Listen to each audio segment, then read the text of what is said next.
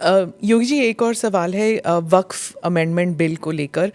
वो संसद में टेबल होने वाला है। हाँ। और आप आप क्या समझते हैं इसके बारे में? क्योंकि कुछ लोग मानते हैं, खासकर मैं फिर से ओवैसी साहब का ही नाम लूंगी, कि बीजेपी जो है वो इस बिल के नाम पर मस्जिदों पर कब्जा करना चाहती है, और भारत के मुसलमान जो हैं अब खतरे में है क्योंकि इबादत की जगह नहीं मिलेगी उन्हें। देखिए, भाजपा मस्जिद में कब्जा करके क्या करेगी?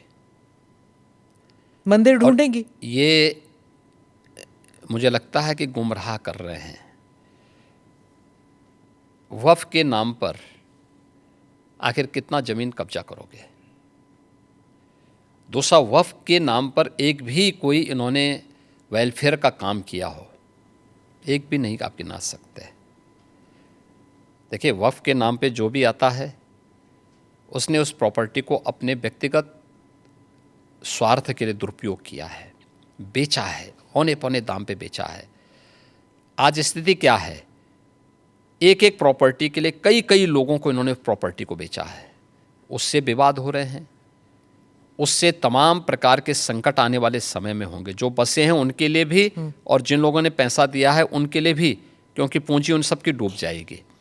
तो ये तो इससे बड़ी बेवकूफ़ बनाने वाली कोई बात ही नहीं हो सकती है। दूसरा, इन्होंने कोई भी संपत्ति देखी, देखिए सरकारों पर यही एक दबाव बना करके ब्लैकमेलिंग ये लोग करते थे। अलग अलग समय में इन्होंने वक्फ के नाम पर तमाम प्रकार के उल जलुल फैसले लिए हैं। ख़ास तौर पर कि वक्फ जिस लैंड को कह देगी कि ये उनकी है, उनकी मान ली जाएगी। हम बहुचक हैं जी, ये कौन सा आदेश है? आपको एक पावर किसने दे दी है कि आप किसी भी प्रॉपर्टी को कब्जा कर लेंगे? आप किसी भी स्थल को कब्जा कर लेंगे, किसी भी सार्वजनिक भूमि पे कब्जा कर लेंगे? तो ये नहीं हो सकता है। ये वक्फ संशोधन अधिनियम जेपीसी ने जो अपनी सिफारिश की है, ये आज की आवश्यकता है और इसको समयबद्ध तरीके से आगे बढ़ना चाहिए। और मुझे लगता है देश के हित में भी होगा, मुसलमानों के हित में भी होगा। जी, डिलिमिटेशन पर जो दक्षिण के राज्य हैं वो थोड़े नर्वस कह लीजिए। वो कहते हैं कि पॉपुलेशन के आधार पर रिप्रेजेंटेशन नहीं होना चाहिए। वो कह रहे हैं कि उनकी जो पहचान है वो खतरे में है। देखिए, माननीय गृह मंत्री जी ने इस मामले में बहुत स्पष्टता के साथ कह दिया है और ये केवल स्टालिन के नाम ने जो बैठक की है, केवल एक राजनीतिक एजेंडा है उनका।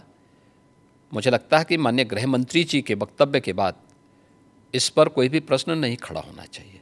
तमिलनाडु में ही हिंदी भाषा को लेकर काफ़ी विरोध हो रहा है। आप हिंदी बेल्ट के एक मुख्यमंत्री हैं, तो आप इस बारे में क्या सोचते हैं? देखिए, देश को भाषा के नाम पे या क्षेत्र के नाम पे नहीं बांटा जाना चाहिए। और हम आभारी हैं प्रधानमंत्री मोदी जी के, जिन्होंने वाराणसी में लगातार काशी तमिल संगमम की इस बार तीसरे संस्करण को भी यहाँ पे आयोजित करवाया। यानी एक तरफ काशी है और उत्तर प्रदेश है, जिसमें काशी तमिल संगमम का आयोजन हो रहा है। तमिल भारत की प्राचीनतम भाषाओं में से एक है और इसका इतिहास उतना ही पुराना है जितना संस्कृत का इतिहास है। हर भारतीय के मन में तमिल के प्रति श्रद्धा और सम्मान का भाव है, क्योंकि भारत की विरासत के बहुत सारे तत्व आज भी उसमें मौजूद हैं। तो हिंदी से नफरत क्यों? भाषा कोई तोड़ती नहीं है, वो जोड़ने का काम करती है। और त्रिभाषा सूत्र के माध्यम से तो हिंदी को राजभाषा की मान्यता देकर के हिंदी, इंग्लिश और स्थानीय भाषा, वो तमिल हो सकती है, मलयालम हो सकती है, कन्नड़ हो सकती है, तेलुगु हो सकती है, मराठी हो सकती है, बंगाली हो सकती है, असमी हो सकती है, उड़िया हो सकती है। किसी भी अन्य भाषा को आप लोकल स्तर पर लागू करिए। ये तो देश के अंदर एकता का संदेश देने वाला, उत्तर से दक्षिण तक, पूरब से पश्चिम तक पूरे भारत को एकता के सूत्र में जोड़ने वाला माध्यम है। और मुझे लगता है कि भारत का राष्ट्रगान भी इसी बात का संदेश देता है।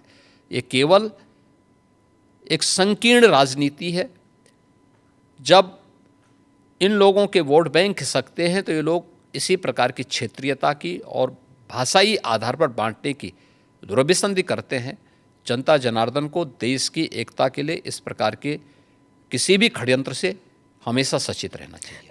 कर्नाटका में और तमिलनाडु में खासकर इन दोनों राज्यों में कई लोगों का मानना है कि जब यूपी या बिहार के जो हिंदी स्पीकिंग स्टेट्स के लोग जाते हैं और वहाँ पर बसते हैं, 10-15 साल भी रहते हैं, पर वहाँ की स्थानीय भाषा नहीं बोलते, हिंदी ही बोलते हैं और ऑटो रिक्शा वालों के साथ या फिर किसी रेस्टोरेंट में हिंदी में ही बात करते हैं, स्थानीय भाषा में नहीं करते। लेकिन उन राज्य से जब लोग उत्तर प्रदेश आते हैं तो हिंदी बोल लेते हैं, हिंदी में ही बात करते हैं, क्योंकि कामकाज की जो भाषा है वो हिंदी है।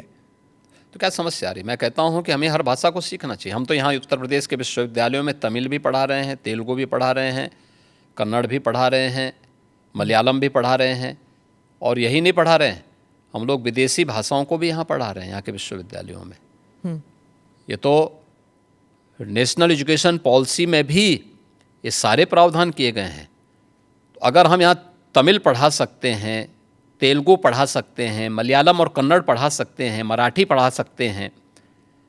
कल ही मैं बिठूर में गया था, नानाराव पेशवा के पावन जयंती कार्यक्रम के साथ जुड़ने के लिए गया था।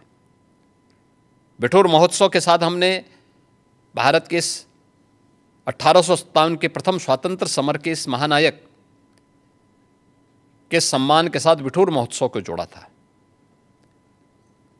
नानाराव पेशवा के ही महल में बचपन में महारानी लक्ष्मीबाई ने तीरंदाजी भी सीखी थी, युद्ध कला सीखी थी, और वहीं से उन्होंने युद्ध के सारे गुण सीखने के बाद फिर 1857 में अंग्रेजों को परास्त किया था।